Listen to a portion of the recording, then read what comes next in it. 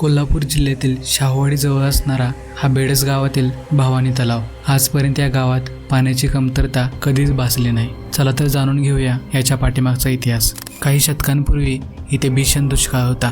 गावातील लोक पाण्याच्या एका थेंबासाठी तडफडत होते. तेव्हा गावातील मानकरी चिमाजी पाटील यांनी गाव वाचवण्याचा निर्धार केला. त्यांनी गावाजवळील एका ओसाड जागी विहीर खणायला सुरुवात केली. दिवस गेले, महिने गेले, पण जमिनीतून पाण्याचा एकही थेंब बाहेर आला नाही. एके रात्री चिमाजी पाटील यांना एक अद्भुत स्वप्न पडले. त्या स्वप्नात नागराज देव प्रकट झाले आणि त्यांनी सांगितले, या जमिनीत पाणी तेव्हाच येईल जेव्हा नुकतीच बाळाला जन्म दिलेली एक स्त्री स्वतःचे जीवन या भूमीसाठी अर्पण करेल. हे ऐकून सगळे गाव स्तब्ध झाले. पण तेव्हा एक धक्कादायक निर्णय झाला. चिमाजी पाटलांची सून जी नुकतीच बाळाला जन्म दिलेली होती, तिने गावाच्या भल्यासाठी स्वतःचा आणि आपल्या बाळाचा त्याग करण्याचा निर्णय घेतला. त्या रात्री तिने शांतपणे त्या खड्ड्यात उडी घेतली आणि म्हणतात त्या क्षणानंतर त्या जागेतून पाण्याचा उगम झाला.